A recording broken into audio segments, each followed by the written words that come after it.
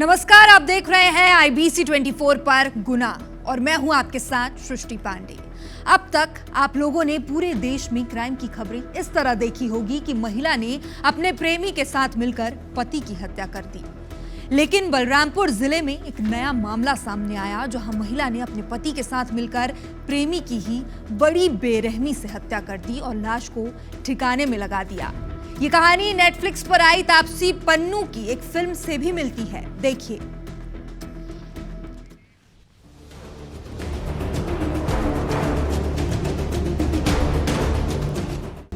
आप लोगों ने नेटफ्लिक्स पर हसीन दिलरुबा फिल्म जरूर देखी हो। इसमें तापसी पन्नू लीड एक्ट्रेस है और पति के साथ मिलकर बड़ी ही चालाकी से अपने लवर को मौत के घाट उतार देती।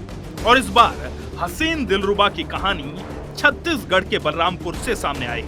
फिल्म में तो इस कहानी को दर्शकों ने खासा पसंद किया, लेकिन अब जब ये कहानी असल दुनिया में सच साबित हुई तो बन गई लव, सेक्स और धोखे की वारदात। वारदात में शामिल महिला का नाम परमेश्वरी तिर्की है, जिसका गांव के ही रामफेर के साथ अवैध प्रेम संबंध काफी सालों से चल रहा था। जब इस हसीन दिलरुबा की शादी हो गई, उसके बाद भी उनका ये प्रेम प्रसंग परवान चढ़ा हुआ था।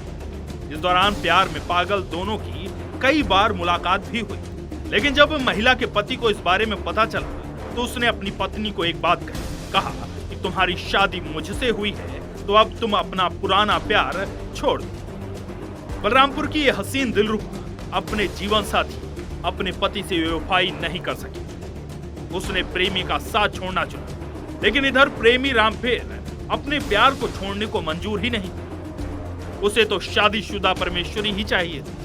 इसी सब के बीच 30 मई की रात आशिक रामफेर दिलरुबा से मिलने के लिए उसके घर पहुंचा, लेकिन इस बार प्रेमिका ने मिलने से मना कर दिया। उसने अपने पति की बात रखी। ये सब देख प्रेमी अपना आपा खो बैठा और अपनी प्रेमिका और किसी और की पत्नी को धमकाने लगा। ये बात हसीन दिलरुबा को रास नहीं आई। बस फिर क्या था, पत्नी ने आशिक के द्वारा धमकाने वाली बात अपने पति को बताई और फिर दोनों ने प्रेमी को रास्ते से हटाने की योजना बनाई। फिर आई 31 मई की वो तारीख। सुबह जब हसीन दिलरुबा का प्रेमी तालाब के पास पहुंचा तो महिला और उसका पति पहले से मौजूद थे। दोनों ने प्लानिंग के तहत चाकू से हमला कर आशिक की हत्या कर दी और लाश को तालाब में फेंक दिया। मामला पुलिस तक पहुंचा तो पुलिस ने मामले में मर्ग कायम कर जांच शुरू की। जांच के बाद फिर इस पूरे वाकये का खुलासा हुआ। पता चला कि मृतक का महिला के साथ काफी पुराना लव अफेयर था। पुलिस की तफ्तीश में धीरे धीरे राज खुलते गए। पता चला कि महिला ने अपने पति के साथ मिलकर ही अपने प्रेमी की हत्या की है। मृतक का गांव के ही एक महिला से अवैध संबंध था, चूँकि महिला पहले से ही शादीशुदा थी और इनके कई वर्षों से अवैध संबंध चल रहे थे। बीच में महिला उसको मना की, फिर भी जो मृतक है वो उससे मिलना चाहता था और महिला उससे मिलना नहीं चाहती थी। इसी बात पे इन दोनों का विवाद हुआ और महिला और उसके पति ने मिलकर मृतक की हत्या कर दी। तो घटना को अंजाम देने के बाद अब आरोपी पति पत्नी सलाखों के पीछे। पुलिस ने 24 घंटे के अंदर ही मामले को सुलझा लिया, लेकिन एक बार फिर से अवैध संबंध का नतीजा किसी की हत्या पर ही जाकर हुआ। और रियल वर्ल्ड के हसीन दिलरुबा की कहानी रियल वर्ल्ड में भी देखने को मिली। अरुण कुमार सोमनी, IBC 24, बलरामपुर। और अब बात करते हैं इंदौर की। वही हुआ जिस बात का डर था। डर था कि हनीमून पर गए न्यूली मैरिड कपल के साथ कहीं कोई दर्दनाक घटना ना हो जाए। और आखिरकार पति राजा रघुवंशी की लाश मिली है। पत्नी अभी भी गायब है और दोनों 23 मई को रहस्यमयी तरीके से गायब हो गए थे। क्या है ये पूरा मामला, देखिए।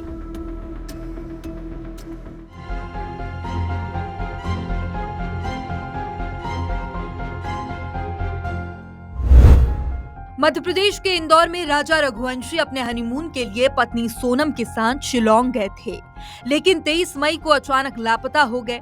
11 दिन बाद शिलोंग के पास एक गहरी खाई में राजा का शव मिला। परिजनों ने शव के हाथ पर राजा नाम लिखा देखकर पहचान की। शव की हालत देखकर साफ था कि शव कई दिनों से वहीं पड़ा था।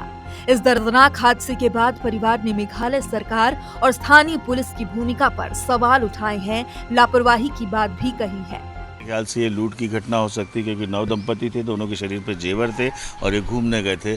छोटे मासूम बच्चे हमारे परिवार के, उनके साथ मेघालय वाली जगह पे जाके ऐसा हो जाएगा हमने सोचा नहीं था। लेकिन भले ही कितना भी प्रशासन ने सहयोग किया, लेकिन अगर पहले दिन से सेना हमें मिल जाती, मिलिट्री की मदद मिल जाती, ड्रोन मिल जाते, हेलीकॉप्टर उस सेना की सहायता मिल जाती, तो शायद हम आज बेहतर स्थिति में बात कर पाते। ये बहुत नेगेटिव खबर है, बहुत दुखद है।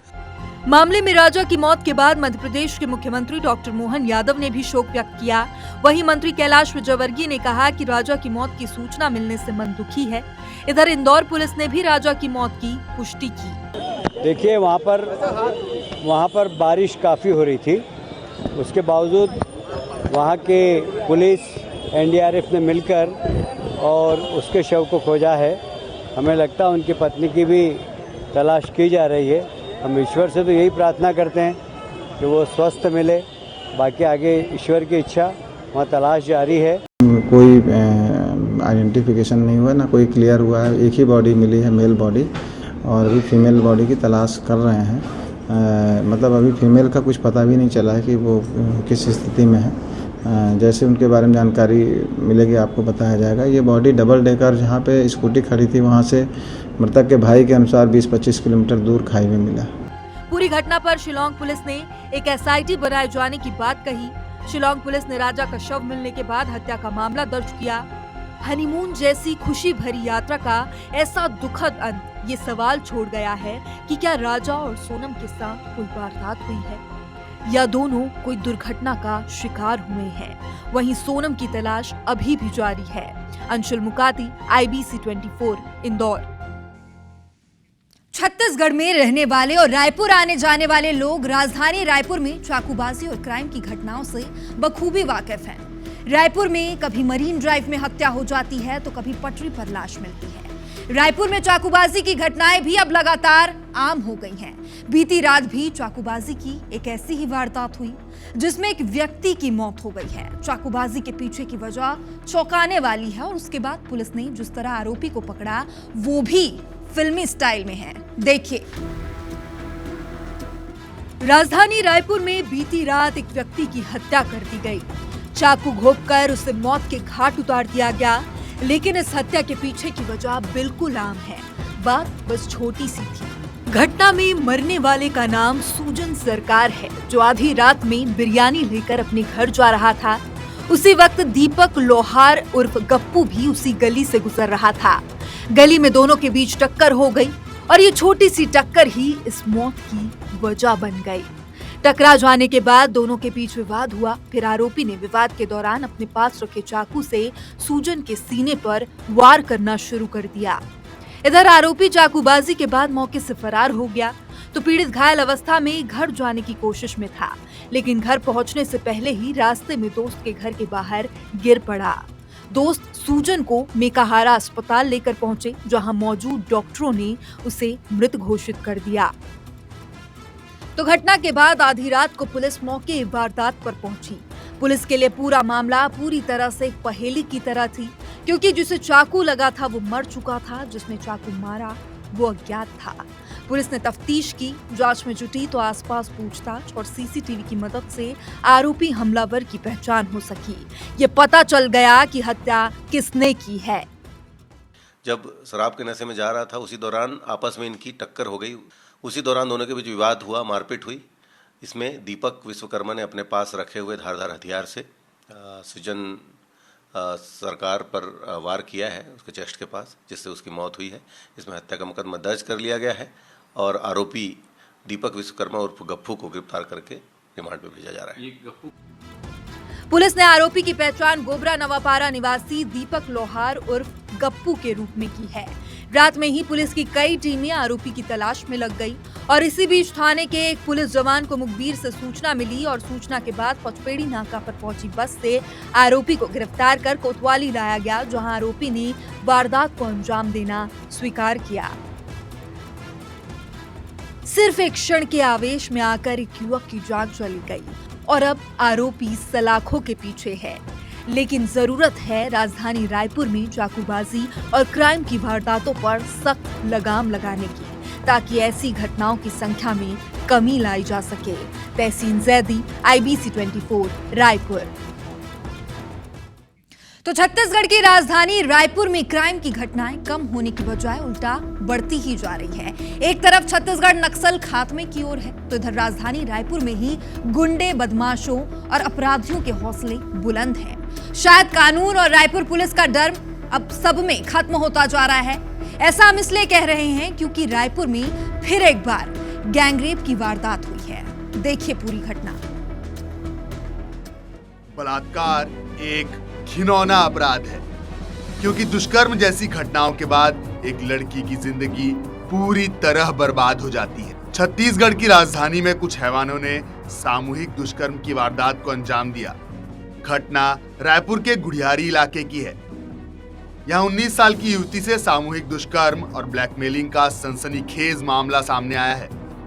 पीड़िता ने अपनी बुआ के साथ थाने में रिपोर्ट दर्ज कराई कि डैनियल और अनिल नाम के दो लोगों ने उसके साथ बलात्कार किया और उसका वीडियो बनाकर ब्लैकमेल किया। दरअसल पीड़िता जेल में बंद अपने भाई को छुड़वाने के लिए वकील को पैसे देने गई थी। तभी उसे डैनियल मिला, जिसे वह पहले से जानती थी। डैनियल पीड़िता को एक क्लिनिक में लेकर गया, जहां उसने उसके साथ दुष्कर्म किया और वीडियो बना लिया।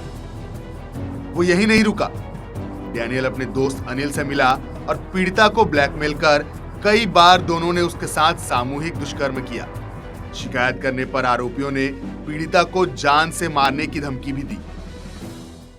एक प्रार्थना ने आकर थाने में रिपोर्ट दर्ज कराई कि 2024 के आसपास एक लड़का है डैनियल, उससे उसका संपर्क हुआ और उसने इसके वीडियो रख लिए हैं और वीडियो डिलीट कराने के नाम पर इसको बुलाया गया और उसके साथ दुष्कृत्य किया है।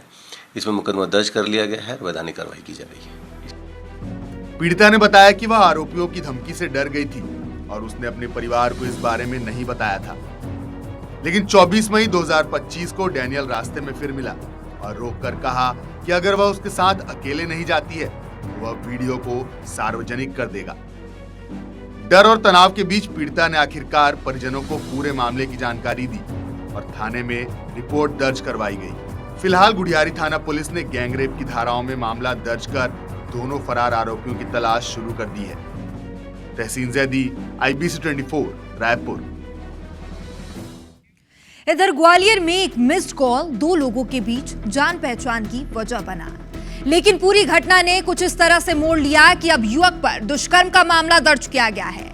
एक मिस्ड कॉल के बाद दुष्कर्म कैसे, क्या हुआ, इस रिपोर्ट में देखिए। अक्सर हमारे फोन पर अननोन नंबर से कॉल आते हैं, कभी कभी लोग मिस कॉल भी करते हैं, लेकिन ग्वालियर में गलती से किया गया एक मिस कॉल अंत में दुष्कर्म का कारण बना। ग्वालियर में एक मिस्ड कॉल से युवक युवती के बीच प्रेम प्रसंग हुआ। मिस्ड कॉल के बाद दोनों में बातचीत हुई और बात बढ़ी तो युवक ने युवती को मिलने बुलाया और जब युवती युवक से मिलने पहुंची तो वो उसे होटल में ले गया। युवक ने युवती को शादी का झांसा देकर उसके साथ होटल में दुष्कर्म की वारदात को अंजाम दिया, लेकिन इसके बाद कई और बातें युवती को पता चली और युवती पुलिस के पास जा पहुंची। डबरा में रहने वाली 28 साल की युवती के मोबाइल पर एक मिस्ड कॉल आया।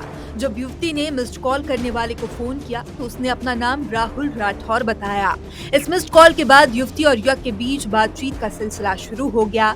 बातचीत करते करते दोनों ने एक दूसरे को प्यार का इजहार किया और फिर युवक ने युवती को मुरार मिलने बुलाया। युवक ने युवती को शादी का वादा कर उसके साथ रेप किया। जब युवती ने युवक से शादी करने की बात कही तो वो उसे टालता रहा। फिर शक होने पर युवती ने युवक की तफ्तीश की तो पता चला कि उसका प्रेमी शादीशुदा है और एक बच्चे का पिता भी है। इसके बाद युवती के होश उड़ गए और वो महिला थाने पहुंची और अपने साथ हुए धोखे की शिकायत थाने में की। हर 28 वर्षीय युवती द्वारा रिपोर्ट दर्ज कराई गई है कि विश्वास दिलाकर वो होटल रामा उत्सव में ले गया और वहाँ शादी का झांसा देकर उसके साथ दुष्कर्म किया। युवती द्वारा जब पता किया गया तो वो ऑलरेडी शादीशुदा था और एक बच्चे का फादर था, तो युवती ने दुखी होकर उसके विरुद्ध अपराध पंजीबद्ध कराया। प्रकरण की गंभीरता को देखते हुए महिला थाने की पुलिस ने आरोपी राहुल राठौर जो है मुरार का निवासी उसको गिरफ्तार किया। महिला पुलिस ने युवती की शिकायत पर तत्काल कार्रवाई करते हुए आरोपी राहुल राठौर को गिरफ्तार कर लिया। फिलहाल पुलिस ने आरोपी राहुल के खिलाफ दुष्कर्म का मामला दर्ज कर उसे जेल भेजने की कार्रवाई शुरू कर दी है। महेंद्र सिंह कुशवाहा, IBC 24, ग्वालियर। और अब बात करते हैं मध्य प्रदेश के मैहर की, जहां पर रामनगर थाना क्षेत्र के रामचुआ गांव में दिल दहला देने वाली घटना सामने आई है। प्रेम प्रसंग के चलते एक युवक ने अपनी गर्लफ्रेंड के पिता की गोली मारकर हत्या कर दी। घटना उस वक्त की है जब मृतक महेंद्र सिंह अपने खेत पर बने घर के बाहर लेटा हुआ था। इसी दौरान पहले से घात लगाया बैठा आरोपी ध्रुव कुमार बाइक से मौके पर पहुंचा, महेंद्र सिंह के सीने से देसी कट्टे से गोली दाग दी और गोली लगते ही महेंद्र सिंह की मौके पर ही मौत हो गई।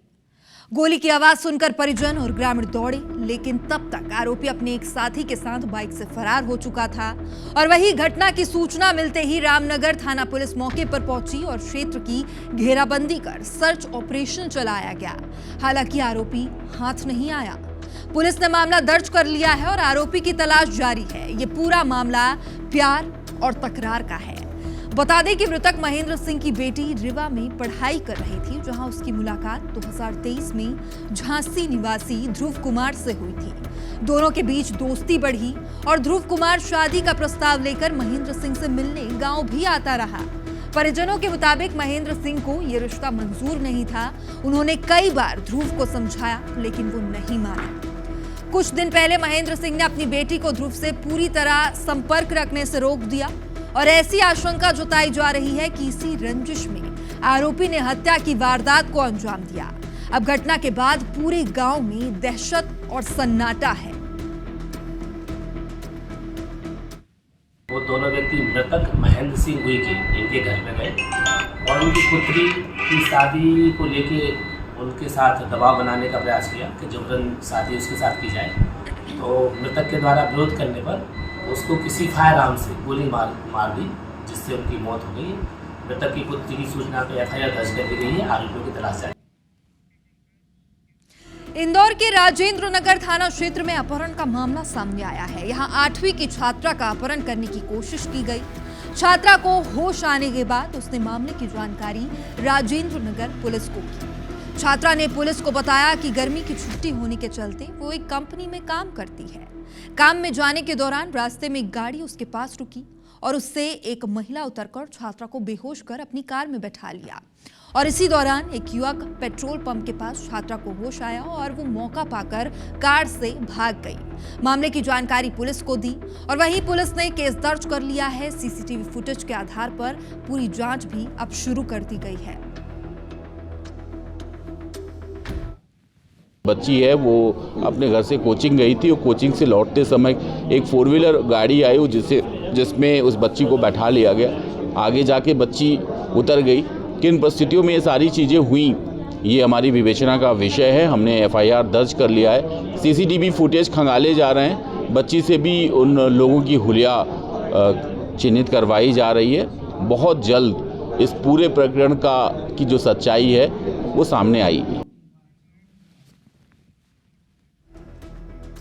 बिलासपुर के कोटा वन परिक्षेत्र के जंगल में लकड़ी तस्करों ने डिप्टी रेंजर पर जानलेवा हमला किया। घटना में अरविंद बंजारी गंभीर रूप से घायल हुए हैं। उन्हें प्राथमिक उपचार के बाद बिलासपुर रेफर किया गया है। मामले में कोटा पुलिस ने आरोपियों के खिलाफ नामजद एफआईआर दर्ज कर ली है और उसकी तलाश भी शुरू कर दी है।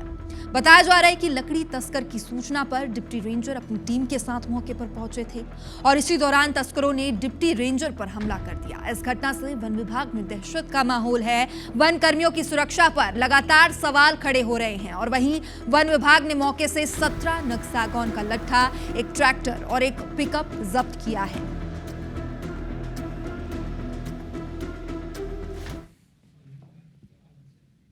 ग्राम सेमरिया में अवैध रूप से सागौन लकड़ी की चोरी की जा रही है, जिस पर उनके द्वारा फॉरेस्ट की टीम बनाकर उसमें डिप्टी रेंजर सहित अन्य अधिकारी सभी लोग उपस्थित थे और वहां पर रेड कार्यवाही के लिए पहुंचे। वहां पर ग्राम सेमरिया में कुछ लोगों ने उन्हें शासकीय कार्य करने में बाधा पहुंचाते हुए उन पर उनके साथ मारपीट करने की कोशिश की। इसमें तत्काल एफआईआर दर्ज की है। इसमें 4 नामजद आरोपियों का नाम आया है जिनके खिलाफ अपराध दर्ज किया गया है। अलीगढ़ में पुलिस आरक्षक भर्ती परीक्षा में गड़बड़ी का मामला सामने आया, जिसमें मूल अभ्यर्थी की जगह किसी अन्य शख्स ने परीक्षा दी और पास भी हो गया। मामले का खुलासा तब हुआ जब अपने चयन के बाद मूल अभ्यर्थी नौकरी ज्वाइन करने के लिए अलीराजपुर एसपी कार्यालय पहुंचा, जहां दस्तावेज परीक्षण के दौरान आरोपी रामरूप गुर्जर के आधार हिस्ट्री से पुलिस कुछ संदिग्ध गतिविधियां नजर आई और हालांकि इस गड़बड़ झाले की भनक लगते ही पुलिस सक्रिय हुई। दोनों आरोपियों के खिलाफ मामला दर्ज कर उन्हें गिरफ्तार किया। साथ ही एक अन्य आरोपी पर एसपी ने 10,000 रुपए का इनाम भी घोषित किया है।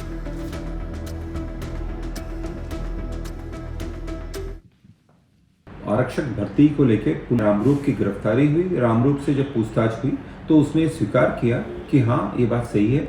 उसने स्वयं नया एग्जाम ना देकर एक अमरेंद्र नाम का व्यक्ति था जो पटना बिहार का रहने वाला था, उसने उसके बदले में एग्जाम दी है। बिहार के पास से उस व्यक्ति को, जिसका नाम अमरेंद्र उर्फ बाहुबली था, उसको हमने अरेस्ट किया। और इसी के साथ गुनाह में इतना ही, लेकिन याद रखिए हर उस खबर पर हमारी नजर है जो आपके और समाज की सुरक्षा से जुड़ी है। तो देखते रहिए IBC 24। तब तक सुरक्षित रहिए। नमस्कार।